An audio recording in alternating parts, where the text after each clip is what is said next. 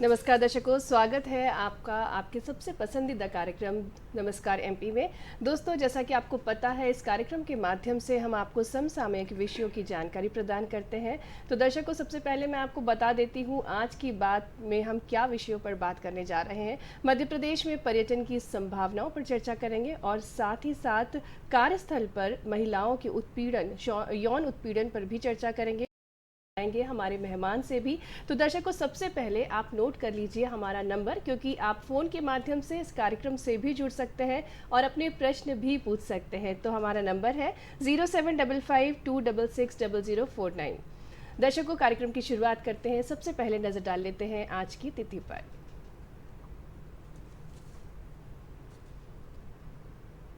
आज की तिथि है विक्रम संवत 2079, पौष माह कृष्ण पक्ष चतुर्दशी 23 दिसंबर 2022 और दिन है शुक्रवार। दोस्तों, विचार भी बहुत महत्वपूर्ण है हमारे जीवन पर, तो आइए आज के विचार पर नजर डालते हैं।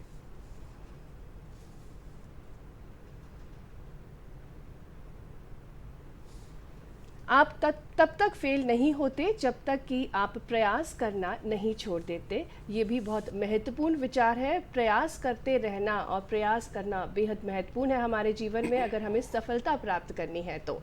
दर्शकों, इसी तरीके से इतिहास भी बहुत महत्वपूर्ण है। हर दिन कुछ ना कुछ खास इतिहास होता है, हमारे जीवन से भी जुड़ता है। आइए नज़र डालते हैं क्या कुछ खास है इतिहास में। विजयनगर के शासक विरूपक्ष द्वितीय तेलीकोटा की 1485 में लड़ाई में अहमदनगर, बीदर, बीजापुर और गोलकुंडा की संयुक्त मुस्लिम सेना से पराजित हुए। खगोलविद जियोबनी कैसनी ने 1672 में शनि उपग्रह रिया की खोज की। रविंद्रनाथ टैगोर ने 1894 में पश्चिम बंगाल के शांति निकेतन में पूस मेले का उद्घाटन किया। नई दिल्ली को देश की राजधानी घोषित करने के समय 1912 में वायसराय लॉर्ड हॉर्डिंग द्वितीय ने हाथी पर बैठकर शहर में प्रवेश किया, लेकिन इस दौरान एक बम विस्फोट में वे घायल हो गए। विश्व भारती विश्वविद्यालय का 1921 में उद्घाटन हुआ। बीबीसी रेडियो ने 1922 में दैनिक समाचार प्रसारण शुरू किया और सन 1954 में आज ही के दिन बॉस्टन में 2 जीवित लोगों के बीच पहला सफल किडनी प्रत्यारोपण हुआ। मौसम संबंधी देश के पहले रॉकेट मेनका का 1968 में सफल प्रक्षेपण हुआ। दर्शकों, आपको ये भी बताना चाहेंगे 23 दिसंबर को किसान दिवस मनाया जाता है। भारत के 5वें प्रधानमंत्री चौधरी चरण सिंह जी का जन्म हुआ था इस दिन, और चौधरी चरण सिंह जी सबसे बड़े मसीहा के तौर पर भी जाने जाते हैं। साल 2021 में चौधरी चरण सिंह के सम्मान में हर साल 23 दिसंबर को किसान दिवस मनाया जाता है। तो दर्शकों, ये तो कुछ बात हमारे इतिहास से जुड़ी हुई और दिवस से जुड़ी हुई थी। आज की बात में हम आज बहुत ही खास विषय पर बात करने जा रहे हैं। जैसा कि हम सभी को पता है, भारत का हृदय प्रदेश मध्य प्रदेश, जो कि पर्यटन के लिए काफ़ी जाना जाता है, क्योंकि नदियाँ और प्रकृति सौंदर्य बहुत कुछ है पर्यटकों के लिए, और न सिर्फ देश बल्कि विदेश से भी कई पर्यटक आते हैं मध्य प्रदेश। तो आइए जानते हैं मध्य प्रदेश में पर्यटन की संभावनाओं के बारे में और विकास के बारे में। और आज इसी पर विशेष चर्चा के लिए हमारे साथ है विकास खरे जी, मध्य प्रदेश पर्यटन विभाग से। बहुत बहुत स्वागत है विकास जी आपका हमारे इस कार्यक्रम में। सभी दर्शकों को मेरा नमस्कार जी। सबसे पहले हम पर्यटन विभाग के ही बारे में जानना चाहेंगे आपसे। मध्य प्रदेश पर्यटन विभाग के तौर पे 2 संस्थाओं के रूप में काम कर रहा है। एक मध्य प्रदेश राज्य पर्यटन विकास निगम, जो कि वर्ष 1978 से इस्टेब्लिश हुआ और जिसके अंतर्गत hotel operation, restaurants, boat clubs आदि संचालित होते हैं। उसी संस्था के द्वारा एक यांत्रिकी शाखा के द्वारा सारे सौंदर्यीकरण और विकास कार्यों का काम किया जाता है। और अभी दूसरी संस्था जो है मध्य प्रदेश टूरिज़्म बोर्ड, जो कि अभी 5 साल पहले ही स्थापित की गई है मध्य प्रदेश शासन द्वारा, वो पॉलिसी निर्माण करती है। उसके अंतर्गत फिल्म टूरिज़्म, रूरल टूरिज़्म, साहसिक गतिविधियों को बढ़ावा देना और निवेश संवर्धन की योजनाओं पर काम किया जाता है। बिल्कुल। पर्यटन से जुड़ा हुआ ये एक सवाल, ट्राइबल बेल्ट हमारी काफ़ी मजबूत है, हमारी संस्कृति बहुत मजबूत है, तो पर्यटन क्या कुछ करता है यहाँ भी पर्यटन क्षेत्र को बढ़ावा देने के लिए? जितने आदिवासी अंचल हैं उन पे भी काम किया जा रहा है। धार, मांडू, बड़वानी, मंडला, जहाँ पे भी इस तरह की संभावनाएं हैं वहाँ पर पर्यटन विभाग जो है काम कर रहा है। ना केवल टूरिस्ट फैसिलिटेशन, बाकी वहाँ के लोगों के का उत्थान के लिए और वहाँ के लोगों को रोज़गार कैसे मिले, जी। उनकी आदिवासी शिल्प कला को प्रमोट करने के लिए एक मंच प्रदान करता है। वहाँ ऐसे विभिन्न आयोजन किए जाते हैं। बहुत से ऐसे आयोजन हैं जिनके माध्यम से आदिवासी लोक कला को और उनकी चिकित्सा पद्धति को प्रमोशन किया जा रहा है। जी, ये बहुत ही अच्छी बात है। पर्यटन विभाग का बहुत ही महत्वपूर्ण रोल रहता है और खासकर हम मध्य प्रदेश में देख रहे हैं कि टूरिस्ट बहुत ज़्यादा ही अट्रैक्ट हो रहे हैं, टूरिज़्म का क्षेत्र बढ़ता ही जा रहा है। मध्य प्रदेश में पर्यटन स्थलों के बारे में आपसे जानना चाहेंगे। मध्य प्रदेश एक संपूर्ण पर्यटन प्रदेश है, असीम संभावनाओं से भरा हुआ प्रदेश है मैं कहूँगा, क्योंकि प्रकृति ने हमको यहाँ पर वन, नदी, पर्वत, प्रकृति ने इतना सौंदर्य प्रदान करा है, इतनी सुंदर वाटर बॉडीज़ हैं यहाँ पर जो कि पर्यटकों का आकर्षण का केंद्र है और बरबस ही पर्यटक यहाँ चले आते हैं इस प्रकृति के पास। बिल्कुल। विंध्य और सतपुड़ा पर्वत भी है। सतपुड़ा पर्वत श्रृंखला है हमारे पास, विंध्याचल पर्वत श्रृंखलाएँ हैं हमारे पास, जीवनदायिनी जिसको कहा जाता है, नर्मदा नदी है, केन है, बेतवा है, चंबल नदी है। तो नदियों का भी इतना समागम है यहाँ पर मध्य प्रदेश में, पूरे प्रदेश में हर अंचल में जो है प्रकृति ने अपना सौंदर्य बिखेरा हुआ है, जिसको जो बरबस ही लोगों को आकर्षित करता है, पर्यटकों को। 2 ज्योतिर्लिंग हैं हमारे यहाँ जो कि श्रद्धालुओं को, इसके अलावा चित्रकूट, मैहर, ओरछा, ये भी ऐसे धार्मिक पर्यटन स्थल हैं जहाँ पर श्रद्धालु और पर्यटक बार बार आना पसंद करते हैं। बिल्कुल विकास जी, आपने बिल्कुल सही बात कही। कई ऐतिहासिक स्मारक हैं, नदियां हैं, जिसमें प्रमुख चंबल और नर्मदा, माँ नर्मदा जो कि जीवनदायिनी है, सतपुड़ा है और विंध्याचल आंचल है, जिसमें मध्य प्रदेश पूरा समाया हुआ है और टूरिस्ट को काफ़ी ज़्यादा अट्रैक्ट करता है। अब हम बात करेंगे महिलाओं से जुड़ी हुई। हमने देखा है आजकल कार्यस्थल पर, खासकर जो वर्क प्लेसेस है, क्योंकि ज़्यादातर महिलाएं आजकल वर्किंग हैं, लेकिन इन वर्किंग वुमेंस के साथ कहीं ना कहीं कुछ ना कुछ अपराध या यौन उत्पीड़न से ग्रस्त होती हैं। तो आज इस पर भी विशेष चर्चा करेंगे। हमारे साथ है एडवोकेट सरिता राजाने जी, बहुत बहुत स्वागत है आपका। धन्यवाद। आपसे जानना चाहेंगे, कार्यस्थल पर जो महिलाओं के साथ यौन उत्पीड़न हो रहा है, इसका मुख्य कारण क्या है? देखिए, सबसे पहले उत्पीड़न के बारे में जानना चाहें कि यौन उत्पीड़न है क्या। कई बार ऐसा लगता है कि साधारण भाषा में उत्पीड़न की परिभाषा अलग है, मगर कानूनी तौर पर उत्पीड़न में जो कानून में जो चीज़ें को समाहित किया गया वो बहुत छोटी छोटी चीज़ें भी समाहित हैं। कई बार महिलाएं उसे नज़रअंदाज कर देती हैं। कार्यस्थल पर यदि कोई अधिकारी या सहकर्मी अगर महिला सहकर्मी को घूरता है, उसे छूता है या छूने का प्रयास करता है, उसके साथ अश्लील टिप्पणियाँ करता है या उसके साथ अश्लील दस्तावेज हैं या कोई फ़ोटोग्राफ है, पिक्चर है, कोई वीडियो है, वो शेयर करता है या उसे देखने पर मजबूर करता है, ये सारी चीज़ें जो हैं यौन उत्पीड़न के अंतर्गत आते हैं। अब यौन उत्पीड़न का कारण क्या है? अब जहाँ पर एक कहें कि लिंग भेद की जो हमारे यहाँ है व्यवस्था, उसमें ये चीज़ है कि अगर महिला सहकर्मी है तो यहाँ पुरुष प्रधान समाज में हम रह रहे हैं, वहाँ पर कई बार देखा गया है कि पुरुषों को ऐसा लगता है कि जो सहकर्मी है उसके साथ हम कैसा भी व्यवहार कर सकते हैं, या जो अधीनस्थ हमारे महिला है उसके साथ हम, क्योंकि उसकी नौकरी है, क्योंकि हम उसके नियोक्ता हैं, तो हम उसके साथ किसी भी तरह का व्यवहार करें उसे बर्दाश्त करना पड़ेगा, उसकी मजबूरी है। तो इन सब कारणों के कारण यौन उत्पीड़न बढ़ता है। और दूसरा एक मुख्य कारण है यौन उत्पीड़न का कि जहाँ पर महिला बर्दाश्त करती है, सहन करती है, उसे नज़रअंदाज करती है। अगर हम एक बार किसी घटना को या किसी इस तरह के कृत्य को, किसी इस प्रकार के व्यवहार को नज़रअंदाज करते हैं तो सामने वाले अधिकारी हो या सहकर्मी हो, उसकी हिम्मत और अधिक बढ़ती है। तो इन सब कारणों के कारण यौन उत्पीड़न जो है वो कार्यस्थलों पर निरंतर बढ़ रहा है और इस तरह की शिकायतें भी समिति को प्राप्त होती हैं। बिल्कुल। ऐसा कोई अधिनियम है या कोई कानून है, जैसे वर्क प्लेस में कई बार जागरूक नहीं होती महिलाएं कि वो यौन उत्पीड़न की शिकार ही हो गई हैं, तो उन्हें कैसे जागरूक करें? देखिए माननीय सुप्रीम कोर्ट के द्वारा 1997 में एक केस के माध्यम से दिशा निर्देश जारी किए गए थे कि कार्यस्थल पर महिलाओं के संबंध में यौन उत्पीड़न जो घटित हो रहा है उसे कैसे रोका जाए, उसका निवारण कैसे हो। उस दिशा निर्देशों के आधार पर वर्ष 2013 में एक अधिनियम बना कार्यस्थल पर महिलाओं के यौन उत्पीड़न संबंधी। उस अधिनियम के अंतर्गत वो सारी चीज़ों को लेखबद्ध किया गया। इसके अंतर्गत ये है कि जो भी कार्यस्थल है जहाँ पर 10 से अधिक कर्मचारी कार्य करते हैं, एक आंतरिक समिति गठित होती है। आंतरिक समिति में जो भी वहाँ के महिला कर्मी हैं जो काम करते हैं वहाँ पर, उनके साथ यदि इस तरह की कोई घटना होती है, कोई इस तरह का व्यवहार कोई पुरुष प्रधान व्यक्ति करता है, तो वह उसमें शिकायत कर सकती है।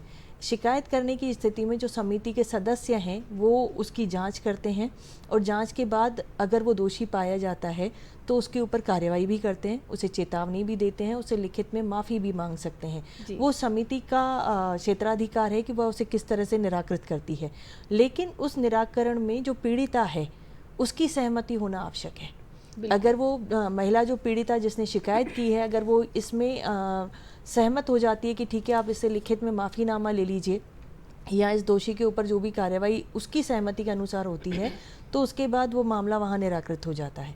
अन्यथा अगर दोषी व्यक्ति पाया जाता है कि इसने महिला के साथ इस तरह का यौन उत्पीड़न कार्य किया है, तो उस स्थिति में महिला चाहे तो उसके खिलाफ कानूनी कार्रवाई भी कर सकती है। बिल्कुल, हम पर्यटन से जुड़ी हुई भी बात कर रहे थे। सर, आपसे जानना चाहेंगे, जनवरी माह में, अभी आने वाले माह में प्रवासी भारतीय दिवस भी मनाया जाने वाला है, तो उस पर भी पर्यटन विभाग क्या कुछ तैयारी कर रहा है? जी बिल्कुल कृतिका जी, हम अपने दर्शकों को बताना चाहेंगे कि 8 से 10 जनवरी के मध्य प्रवासी भारतीय दिवस मनाया जा रहा है, जो बड़ी हर्ष का विषय है कि इसकी मेज़बानी का जो अवसर है वो मध्य प्रदेश को प्राप्त हुआ है। इंदौर में ये आयोजन होने जा रहा है, जिसमें 8 जनवरी से लेकर 10 जनवरी तक प्रवासी भारतीय यहाँ पर आएंगे और बड़ा ही ख़ास मौका होगा कि मध्य प्रदेश उसका जो है गवाह बनेगा। जी जी, तो क्या कुछ तैयारी है? कई सारे लोग आएंगे मध्य प्रदेश में, तो उनके ठहरने की व्यवस्था और पर्यटन भी मतलब पर्यटक भी होंगे उसमें, कई जो हमारे हृदय प्रदेश को अच्छे से देखना चाहेंगे, घूमना चाहेंगे। निश्चित रूप से पर्यटक भी आएंगे और प्रवासी भारतीयों में वो लोग भी होंगे जो देश के लिए काम कर रहे हैं विदेशों में रहकर। मध्य प्रदेश पर्यटन विकास निगम की इसमें एक भूमिका है, जो कि उनके एकोमोडेट करने की, ट्रांसपोर्टेशन की और उनके भ्रमण की।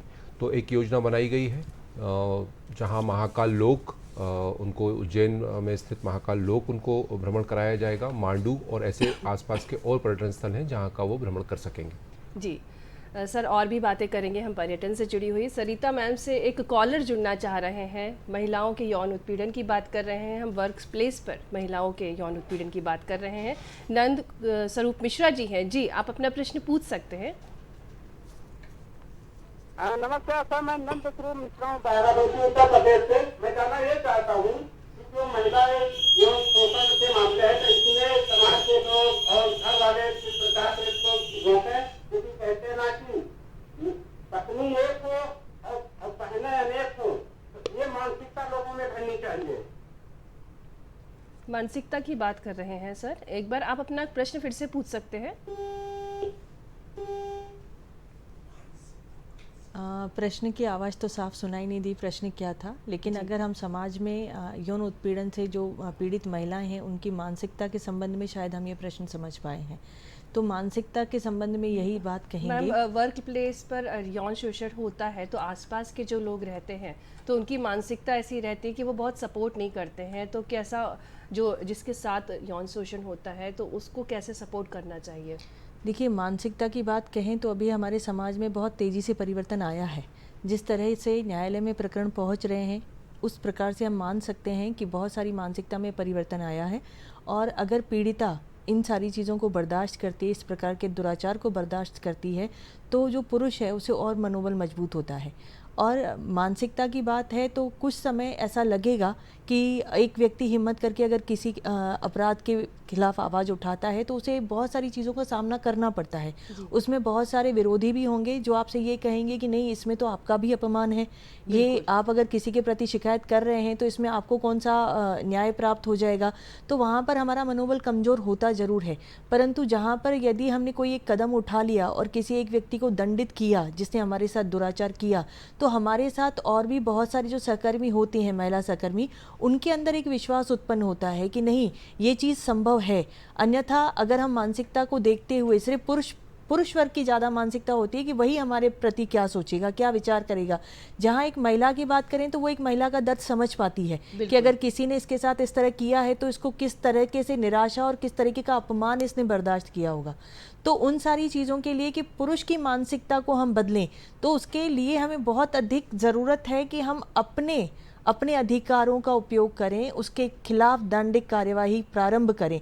तो अपने आप मानसिकता परिवर्तित भी होती है और एक वक्त के बाद आप देखेंगे आपके साथ बहुत सारे लोग खड़े होते हैं। बिल्कुल, बहुत अच्छी बात कही कि पुरुषों को जागरूक होना बहुत महत्वपूर्ण है, तभी वो हमारा सहयोग कर सकते हैं और महिलाओं को सिर्फ एक छोटे से सपोर्ट से हम प्रोत्साहित कर सकते हैं जिससे वे आगे का जीवन भी आसानी से जी सके। जो कार्य समिति बनाई जाती है सरिता जी, वो किस प्रकार बनाई जाती है और किन लोगों को शामिल किया जाता है उसमें? देखिए, वहाँ पर जो समिति एक किसी भी संस्था में, कंपनी में या किसी कार्यस्थल पर बनाई जाती है, उसमें उसी संस्था के लोग ही शामिल होते हैं जिन्हें निर्विरोध चुना जाता है। उसमें महिला एक सदस्य होना अति आवश्यक है, क्योंकि यदि कोई पीड़िता शिकायत कर रही है तो एक महिला ही उसे बेहतर तरीके से समझ सकती है।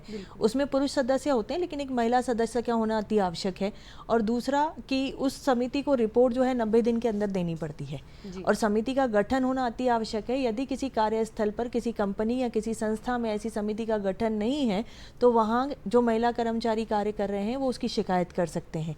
इसमें जुर्माने का भी प्रावधान है, क्योंकि दिशा निर्देशों के अनुसार जहाँ पर भी महिला कर्मचारी कार्य कर रहे हैं वहाँ ऐसी समिति का गठन होना आवश्यक है, बाध्यकारी है।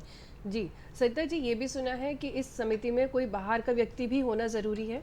बाहर का व्यक्ति है जो निष्पक्ष कह पाएंगे आप उसे। बिल्कुल। निष्पक्षता ऐसी है कि अगर मान लीजिए एक ही कंपनी, एक ही कार्यस्थल के लोग वहाँ पर कार्य कर रहे हैं तो वहाँ पर हो सकता है कि पक्षपात हो, लेकिन कोई एक बाहर का निष्पक्ष व्यक्ति है, कोई अधिकारी रैंक का व्यक्ति है, तो वो दोनों पक्षों को सुनेगा और उसे सही रूप से निराकृत करेगा। बिल्कुल बिल्कुल, बहुत अच्छे से आपने बताया।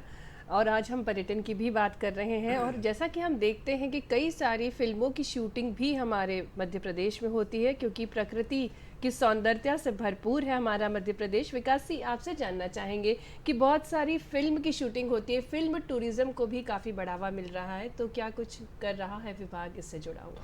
मैं बताना चाहूँगा कृतिका जी दर्शकों को कि मध्य प्रदेश शासन ने वर्ष 2020 में फिल्म टूरिज्म पॉलिसी बनाई है।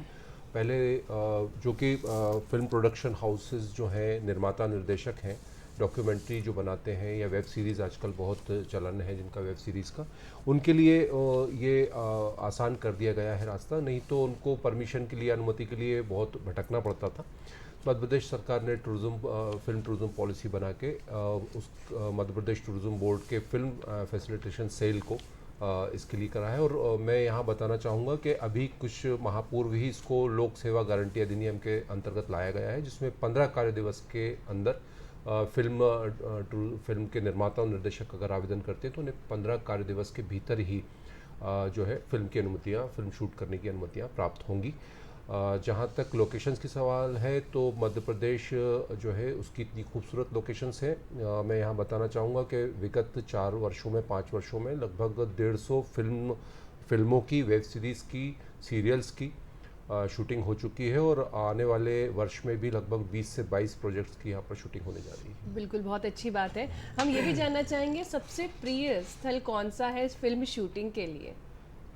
वैसे तो संपूर्ण मध्य प्रदेश में ऐसी बहुत सी लोकेशन है और कई लोकेशन ऐसी हैं जहाँ पर लोग बार बार शूटिंग करते हैं, फिल्म निर्माता। और भोपाल एक बहुत अच्छी जगह है। अभी हाल में ही सतीश कौशिक जी की एक फिल्म पटना शुक्ला, जिस रवीना टंडन अभिनीत है, उसकी फिल्म की शूटिंग भोपाल में हो रही है जी। कई फिल्मों की शूटिंग यहाँ हो चुकी है। एक फिल्म शेरनी थी जिसकी कान्हा में विद्या बालन अभिनीत फिल्म थी, उसकी फिल्म की शूटिंग कान्हा में हुई थी। पैडमैन अक्षय कुमार जी की एक फिल्म है जो महेश्वर में और मांडू में शूट हुई थी। दबंग 3 और 2 के काफ़ी कुछ शूटिंग्स हुई थी। भोपाल में कई सीरियल्स की शूटिंग हो चुकी है जो सोनी टीवी पे प्रसारित हुए बिल्कुल, हैं। बहुत जानी मानी मूवीज़ की शूटिंग हमारे हृदय प्रदेश में होती है, मध्य प्रदेश में। बात हम कर रहे हैं कार्यस्थल पर महिलाओं की यौन उत्पीड़न के बारे में। सरिता जी, आपसे जानना चाहेंगे, किसी के साथ यौन उत्पीड़न होता है तो सबसे पहला कदम क्या उठाना चाहिए? देखिए, अगर किसी महिला के साथ कार्यस्थल पर यौन उत्पीड़न हो रहा है तो वहाँ गठित समिति में वो लिखित शिकायत कर सकते हैं। यदि वहाँ ऐसी कोई समिति नहीं है तो अगर कहें जिला न्यायालय में एक विधिक सेवा प्राधिकरण विभाग है, वहाँ पर निःशुल्क आप एक सादे कागज़ पर भी आवेदन लिखकर दे सकते हैं अगर आपके साथ कोई इस तरह की घटना या कोई इस तरह का दुराचार हुआ है। यदि थाने में आप शिकायत करते हैं और थाने पे इस संबंध में कोई कार्रवाई नहीं की जा सकती, नहीं हो रही है, तो आप विधिक सेवा प्राधिकरण में एक आवेदन दे सकते हैं। आवेदन पर कार्रवाई करते हुए निराकृत किया जाता है। यदि उसके पश्चात भी आप उससे संतुष्ट नहीं हैं तो प्राइवेट कंप्लेंट के माध्यम से कोर्ट में भी अपने अधिवक्ता के माध्यम से एक प्राइवेट कंप्लेंट फाइल कर सकते हैं।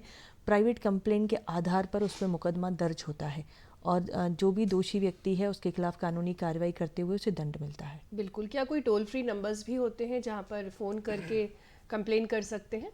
जी, टोल फ्री नंबर्स भी हैं, विभाग के द्वारा जो फ़ोन लाइंस दिए जाते हैं वो भी हैं और टोल फ्री नंबर के आधार पर भी शिकायत दर्ज की जा सकती है। लेकिन अगर कहें कि ज़िले में जैसा विधिक सेवा प्राधिकरण है, इसी तरह जो लीगल एड के जो मेंबर्स होते हैं वो प्रत्येक थाने में भी रहते हैं, बाल न्यायालय से संबंधी भी रहते हैं और इस तरह से अलग अलग थानों में ऐसे व्यक्तियों की नियुक्ति की जाती है जो वहाँ पर अगर थाने से कोई कार्रवाई नहीं हो रही है तो वो वहाँ पर आपकी सुनवाई करते हुए विधिक सेवा प्राधिकरण के माध्यम से आपको राहत दिलवाते हैं। बिल्कुल। हम आज पर्यटन से जुड़ी हुई भी बात कर रहे हैं। सर, बहुत सारे महोत्सव भी मनाए जाते हैं हमारे मध्य प्रदेश में, देखा गया है, जिसमें से खजुराहो महोत्सव बहुत ही जाना माना महोत्सव है और भी बहुत सारे महोत्सव हैं, उनके बारे में जानना चाहेंगे। क्यों मनाते हैं हम ये महोत्सव? महोत्सव मनाना हमारी परंपरा है। मध्य प्रदेश की लोक संस्कृति, कला और इसके संवर्धन और उसके संरक्षण के लिए ये महोत्सव बहुत आवश्यक है। लोगों को, नई पीढ़ी को उस विशेष स्थल के बारे में परिचित कराना, चूँकि नई पीढ़ी उनके इतिहास से परिचित हो सके और क्या उसकी विशेषता है उससे परिचित है। इस वजह से इन पर्यटन स्थलों पर और ऐसे स्थलों पर अनेक महोत्सव आयोजित किए जाते हैं। मध्य प्रदेश पर्यटन और संस्कृति विभाग कई इस तरह के महोत्सव आयोजित करता है। खजुराहो डांस फेस्टिवल जो है बहुत विश्वविख्यात है, जहाँ पर बहुत सी विधाओं के डांस प्रस्तुति होती है।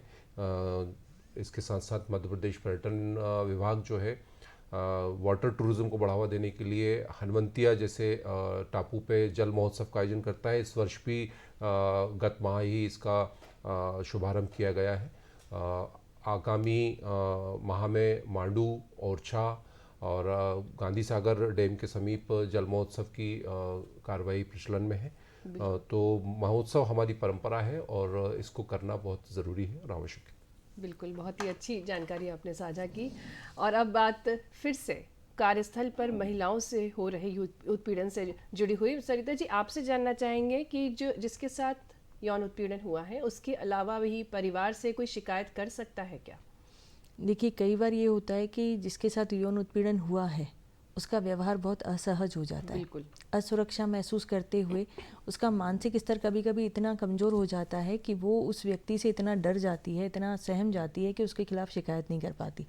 ऐसी स्थिति में अगर वो महिला जो पीड़िता है वह अपने परिवार के किसी सदस्य से वो बात शेयर करती है या अपने मित्र से कोई बात साझा करती है या उसको यौन उत्पीड़न होते समय किसी ने देखा है, किसी सहकर्मी ने, किसी मित्र ने, या जिस भी व्यक्ति को ऐसी कोई जानकारी है, चाहे वह उसका मित्र है, चाहे रिश्तेदार है या कोई सहकर्मी है, वह उसके खिलाफ शिकायत कर सकता है।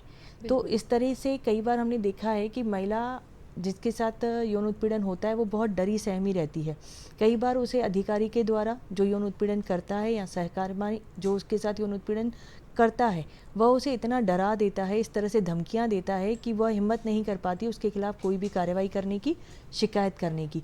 ऐसी स्थिति में कानून को थोड़ा लचीला बनाया गया कि अगर मान लीजिए कि परिवार के किसी सदस्य को उसके बारे में जानकारी मिलती है या उसे लगता है कि ये बहुत असहज व्यवहार कर रही है और वो उसके साथ वो बात साझा करती है, तो वह भी उस जो आरोपी है उसके खिलाफ शिकायत दर्ज करवा सकते हैं। बिल्कुल। और कई बार देखा गया है झूठे प्रत्यारोप भी लगाए जाते हैं, ऐसे केसेस भी आते हैं, तब क्या कुछ कोई नियम बनाया गया है या क्या करती है कानून, क्या करता है तब? देखिए, इसमें दोनों पक्ष हैं। कई बार हमने ये देखा कि कानून बनाए गए हैं आपकी सुरक्षा के लिए, परंतु इनका दुरुपयोग भी बहुत होता है।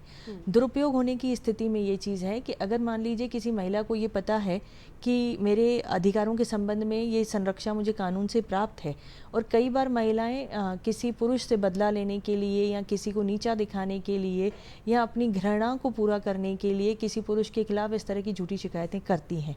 तो झूठी शिकायत जिस भी मंच पर की गई है, चाहे वह न्यायालय है या समिति है, तो जब उसकी जांच की जाती है और जांच में यदि जिसके ऊपर आरोप लगाए गए हैं वो व्यक्ति निर्दोष पाया जाता है, तो समिति जो है वो अपने क्षेत्राधिकार का प्रयोग करते हुए उस महिला को जिसने झूठी शिकायत की है उसे चेतावनी भी दे सकते हैं, उसकी वेतन वृद्धि को भी रोक सकते हैं, उसकी प्रमोशन को रोक सकते हैं, या अगर बहुत ही अधिक इस तरह की शिकायत में उसने उस व्यक्ति की बहुत अधिक मानहानि की हो या समिति के ऐसे क्षेत्राधिकार हों तो उसे नौकरी से भी निकाला जा सकता है। ये सारे जो हैं ये कानून के पहलू हैं, लेकिन इसके बावजूद भी ये होता है कि इस तरह की जो झूठी शिकायतें हैं बहुत कम मात्रा में होती हैं, क्योंकि एक महिला, एक नारी जो है उसे अपनी अस्मिता के साथ इस तरह से खिलवाड़ करते हुए नहीं देखा जाता। बिल्कुल, बहुत ही सहनशील विषय है और इसमें हमें मजाक नहीं करना चाहिए, क्योंकि एक नारी का आत्मसम्मान जुड़ा रहता है इससे।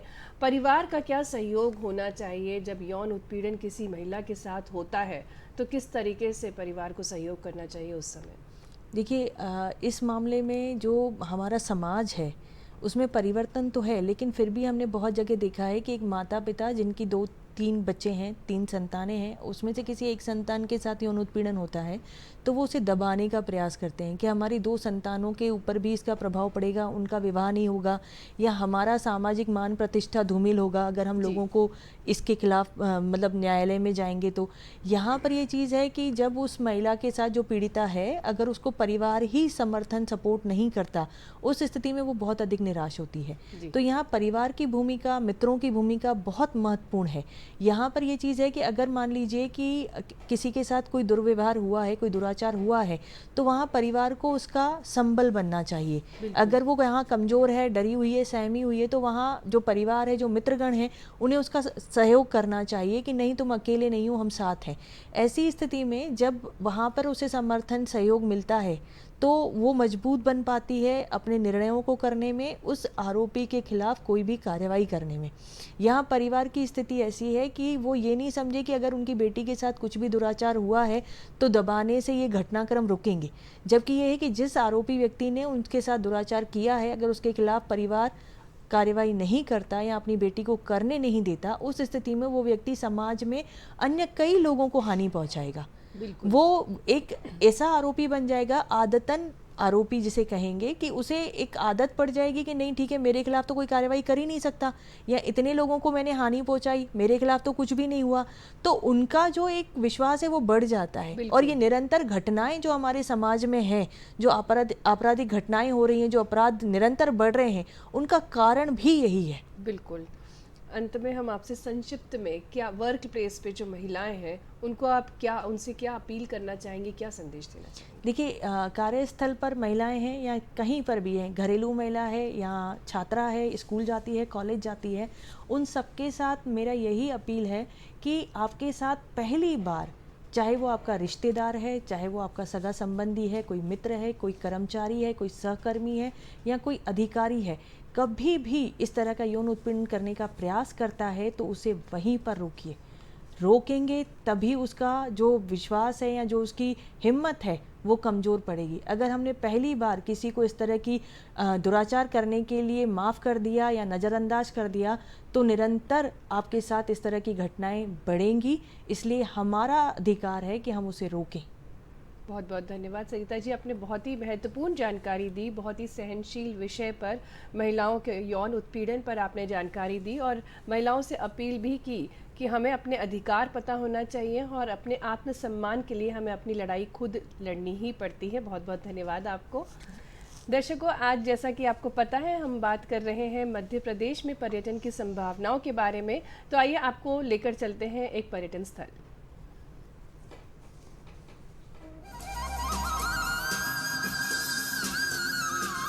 मैम, आपका नरसिंहगढ़ मध्य प्रदेश में पर्यटन की दृष्टि से बहुत महत्व रखता है। भोपाल के नजदीक होने से पर्यटकों के आकर्षण का विशेष केंद्र बना हुआ है। यहाँ ऐतिहासिक धरोहरों के साथ प्राकृतिक सुंदरता और धार्मिक स्थलों ने इसके पर्यटन आकर्षण में चार चांद लगा दिए हैं।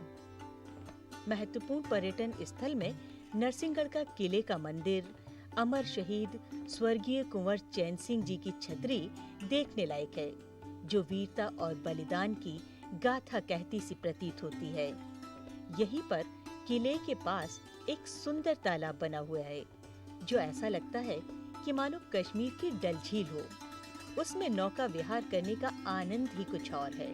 नरसिंहगढ़ नगर से 8 किलोमीटर पर मध्य प्रदेश का इको पर्यटन स्थल घोषित चिड़ी खोह स्थान है। ये प्राकृतिक छोटी झील हरे भरे सुगंधित जंगल के साथ आने वाले का असीम शांति के साथ स्वागत करती है। यहाँ पहुंचकर मन ताजगी से भर जाता है। यहाँ संरक्षित पशु वन क्षेत्र भी है। मुख्य रूप से जंगल में हिरन, भालू, जंगली सुअर आदि जानवर स्वतंत्र रूप से विचरण करते दिख जाते हैं। यहाँ पर पर्यटकों के विश्राम हेतु वन विभाग का वन निवास क्षेत्र भी है।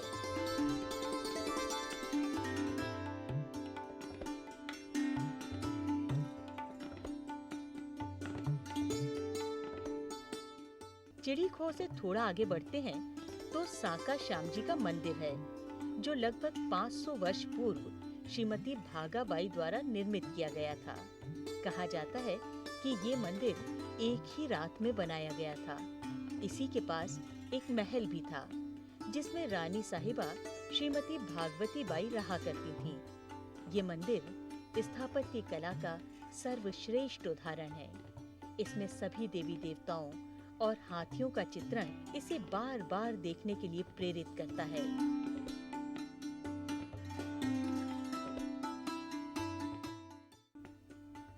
यहीं पर धार्मिक गंगा जमुनी तहजीब को याद दिलाती प्रसिद्ध 12 खंबा चिश्ती की मजार है, जिस पर सभी धर्मों के लोग अपनी मन्नतों को लेकर भारी संख्या में पहुंचते हैं। ऐसा कहा जाता है कि इस स्थान पर जो कोई भी मन्नत मांगता है, उसकी वो मन्नत पूरी होती है।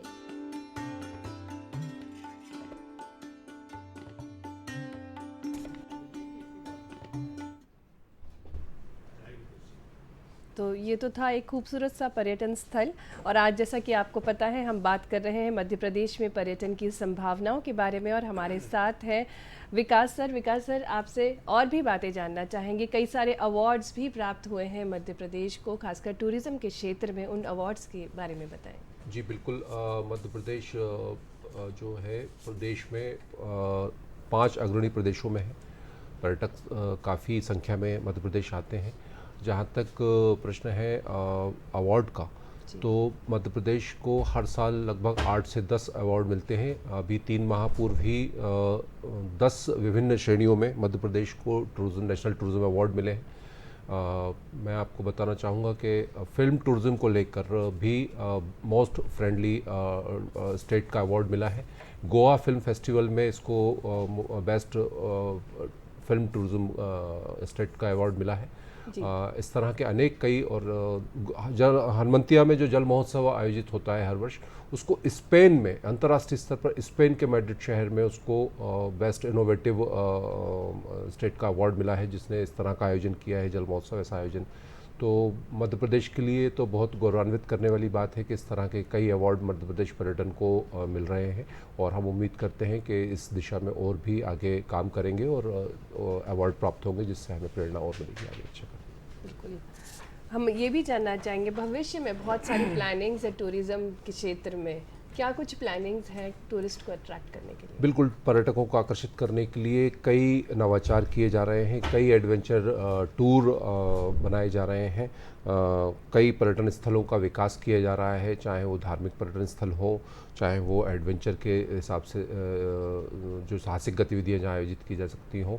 धार्मिक पर्यटन स्थल जो आस्था का केंद्र हैं कई लोगों के, ओमकारेश्वर में स्थित मैं बताना चाहूँगा कि अद्वैतवाद के सिद्धांत पर आदि गुरु शंकराचार्य ने, जिन्होंने केरल से चलकर पूरे भारत को एक सूत्र में बांधने के लिए 4 धाम की स्थापना की और ज्योतिर्लिंगों की स्थापना की, तो उसी के अंतर्गत मध्य प्रदेश में ओमकारेश्वर नर्मदा नदी के किनारे ज्योतिर्लिंग स्थित है। वहाँ ओमकार पर्वत पर एक 108 फीट की धातु की प्रतिमा उनकी बनाई जा रही है, स्टैचू ऑफ वननेस के रूप में, जो कि आगामी 2 वर्षों में बन के तैयार होगी, जो कि हमारी भविष्य की योजना है। वहाँ एक संग्रहालय बनाया जाएगा जो कि पर्यटकों का आकर्षण का केंद्र होगा। महाकाल लोक जिस तरह से बनाया गया है, प्रधानमंत्री जी ने भी कुछ महीनों पूर्व ही महाकाल लोक का जिस तरह से बनाया, वैसे ही ओमकारेश्वर में भी इस तरह का एक स्थान विकसित किया जाएगा।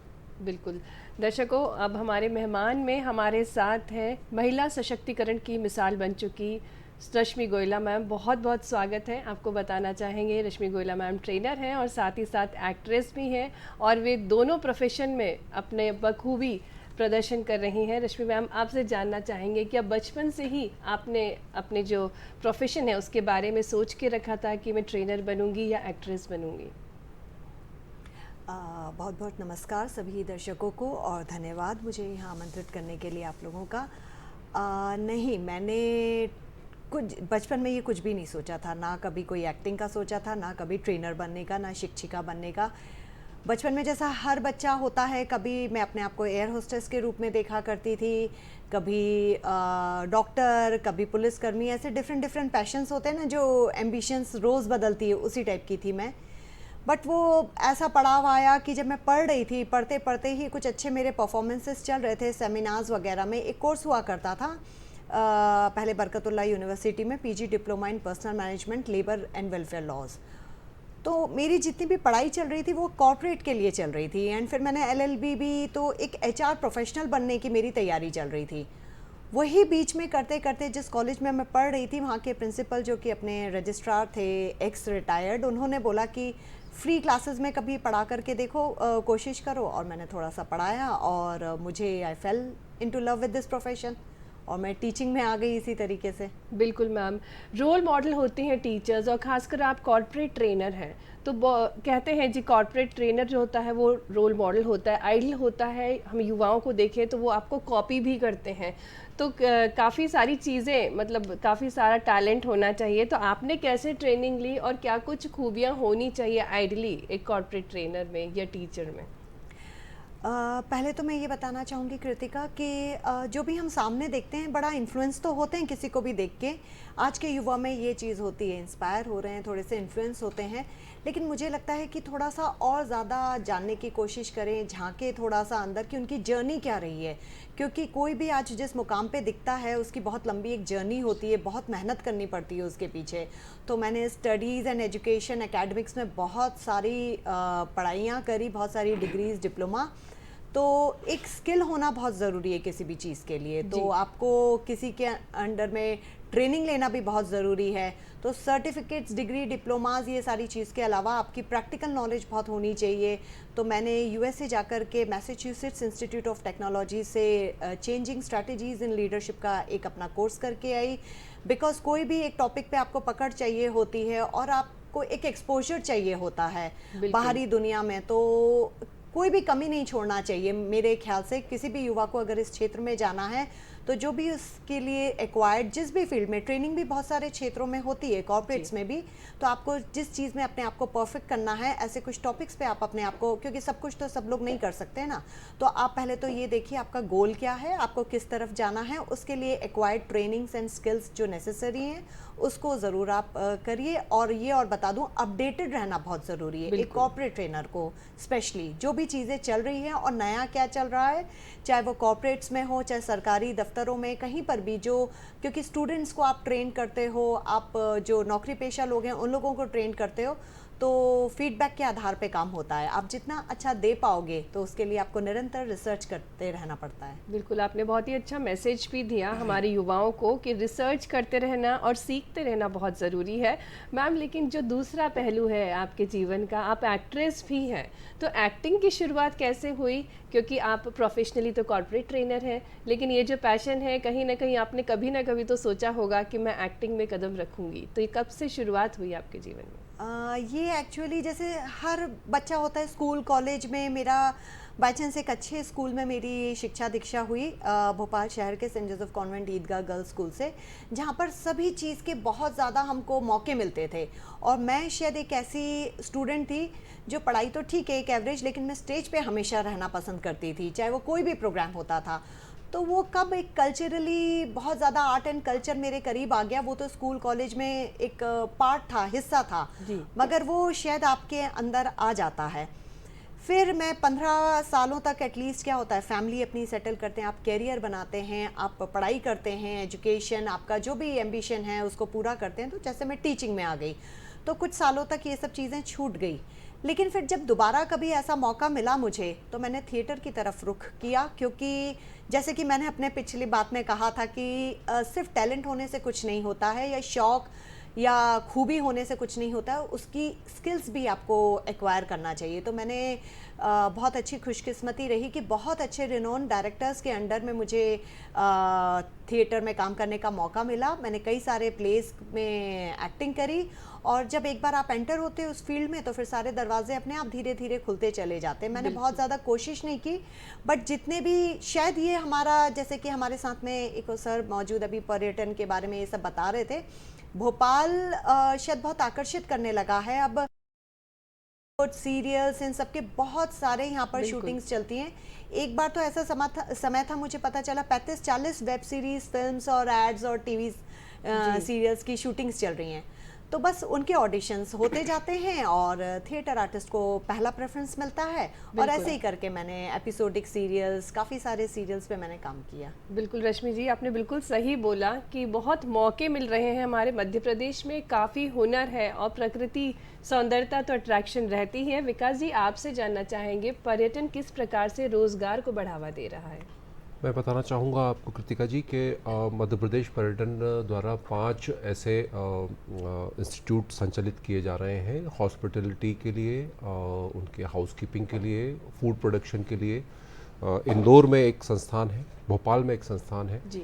और फूड क्राफ्ट इंस्टीट्यूट है, रीवा में है, जबलपुर में है।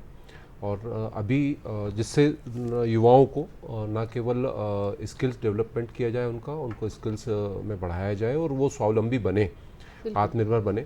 और जब वो आत्मनिर्भर बनेंगे तभी आत्मनिर्भर भारत की संकल्पना जो है साकार होगी। तो इस 5 इंस्टीट्यूट के माध्यम से उनको कई तरह के कोर्सेज हैं, जिससे न केवल वो और पर्यटन उद्योग को भी इससे बढ़ावा मिलेगा। इसके तहत वो लोग 5 इंस्टीट्यूट में अपना जो है कोर्स में एडमिशन लेकर और डिग्री और डिप्लोमा कोर्स कर सकते हैं और होटल इंडस्ट्री में जाकर अपना रोज़गार और स्वावलंबन किया जा सकता है उनके द्वारा। बिल्कुल सर, विश्व स्तर पर क्या कुछ तैयारी कर रहा है पर्यटन विभाग? क्योंकि विश्व स्तर पर इसलिए बात हो रही है क्योंकि कई सारे पर्यटक हमारे देश ही नहीं पूरे विश्व से भारत में, खासकर मध्य प्रदेश, क्योंकि विश्व धरोहर भी है हमारे पास, इस वजह से तो क्या कुछ योजनाएं हैं उस लेवल की तैयारियों के लिए? बिल्कुल आपने सही कहा, हमारे पास 3 विश्व धरोहर हैं, खजुराहो के मंदिर हैं, हमारे पास सांची का स्तूप है, हमारे पास भीमबेटका जैसे विश्व धरोहर हैं। इसके अलावा और भी कई स्टेट लेवल पे हमारे पास हेरिटेज प्रॉपर्टीज़ हैं, मांडू जो बहुत फेमस है। तो ये इस तरह की कई, चंदेरी है, ओरछा है, यहाँ के सेनोटॉप्स हैं जो लोगों को आकर्षित करते हैं, विदेशी पर्यटकों को और घरेलू पर्यटकों को भी यहाँ पर आकर्षित करते हैं। इस दिशा में मध्य प्रदेश पर्यटन विश्व स्तर पर कई आयोजन करता है, जैसे कि एक वर्ल्ड टूरिज्म ट्रेवल मार्ट होता है जो कि हर वर्ष लंदन में आयोजित होता है।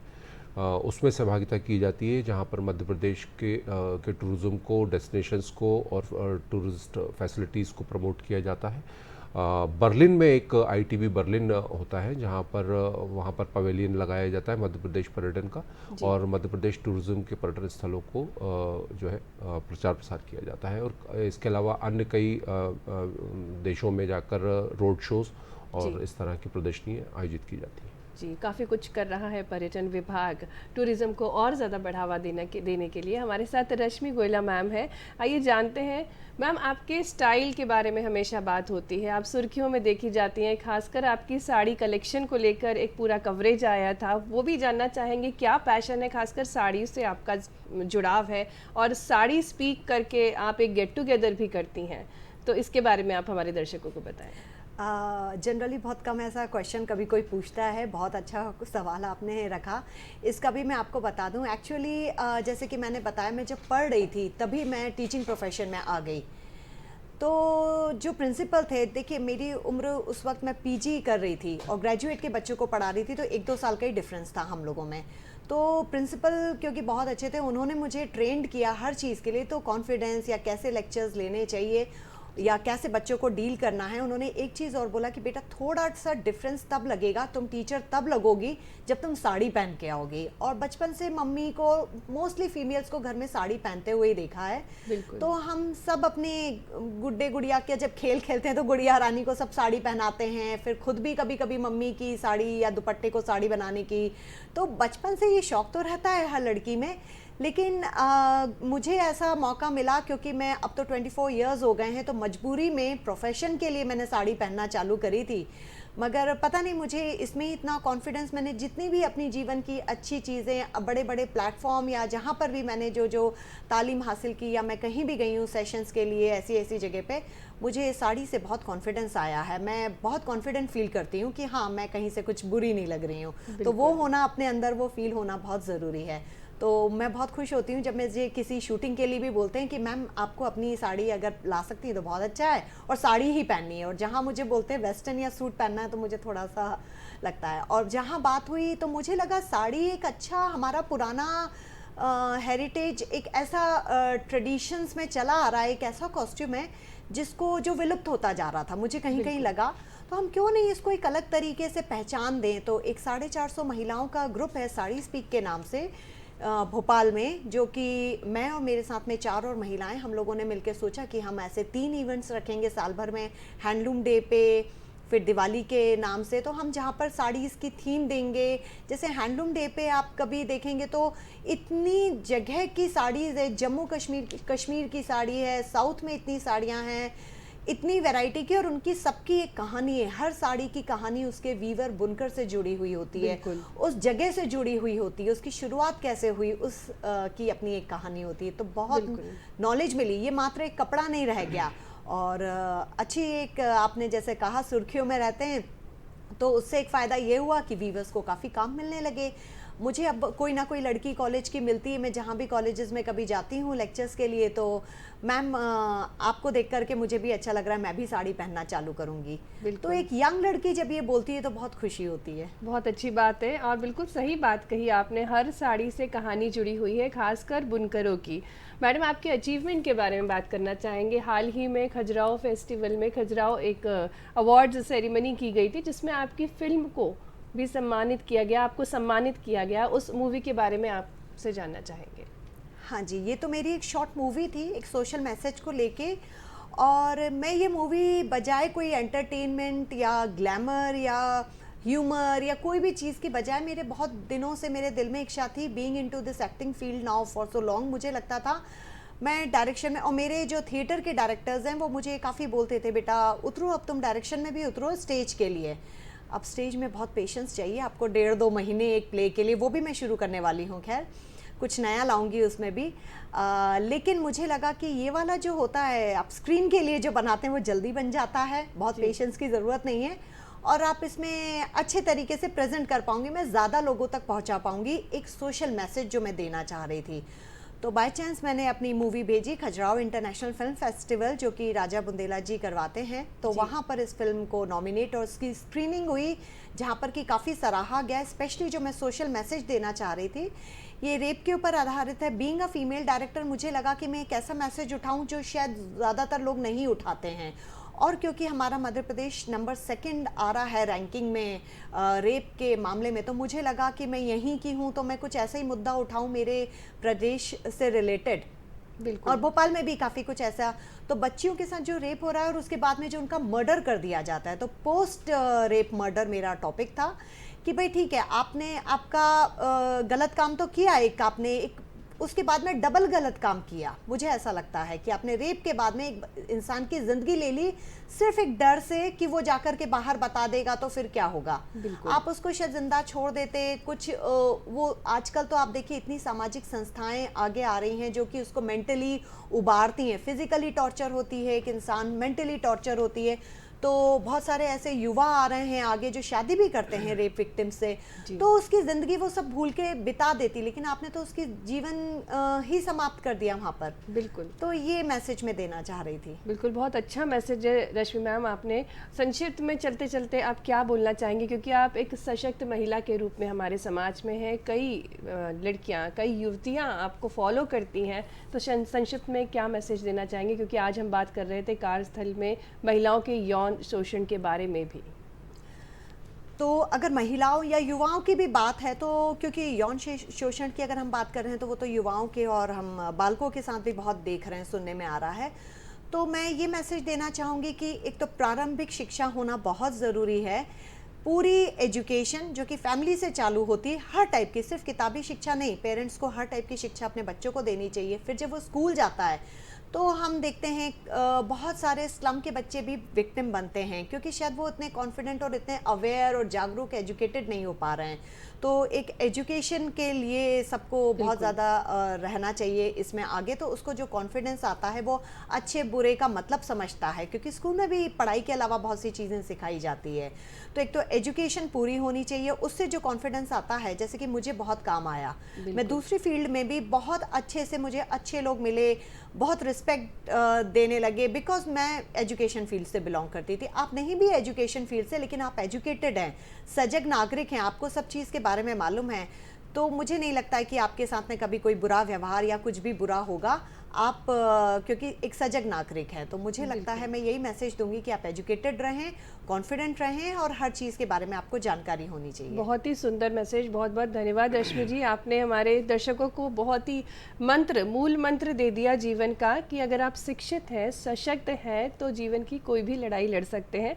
चलते चलते विकास सर, आपसे एक मैसेज दर्शकों के लिए कि जो पर्यटन स्थल है वहाँ पर विजिट करते वक्त क्या कुछ सावधानी।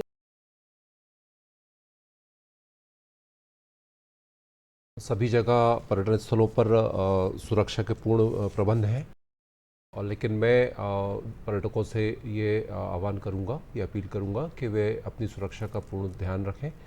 चूँकि कोविड का एक दौर फिर से अभी पता लगा है कि फिर से होने जा रहा है, तो उसको लेकर पूरी तैयारी करके रहें, मास्क लगाएं और सैनिटाइज करते रहें। हमारे यहाँ भी प्राथमिकता पे सभी स्टाफ को होटल्स में और डेस्टिनेशंस पे भी सभी स्टाफ को जो है वैक्सीनेट किया गया है। साथ ही अपनी सुरक्षा के लिए भी हम जो है सारे इंतज़ाम करके घर से निकलें।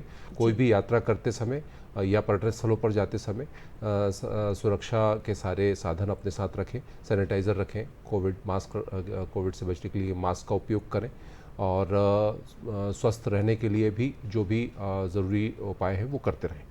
बहुत बहुत धन्यवाद विकास जी, आपने बहुत ही महत्वपूर्ण बात हमसे, हमारे दर्शकों से साझा की। और आप लोग को ध्यान भी रखना होगा क्योंकि कोविड की फिर से एक लहर आने वाली है, तो मास्क लगा कर रखना होगा। सारी सावधानियां बरतते हुए ही हमें किसी भी पर्यटन स्थल पर जाना चाहिए। तो आज का जो पूरा सेगमेंट था बहुत ही महत्वपूर्ण था, आपको सतर्क करने वाला था, जागरूक करने वाला था। उम्मीद है कि आपको पसंद आया होगा। इसी के साथ मैं आपसे लूँगी इजाज़त। नमस्कार।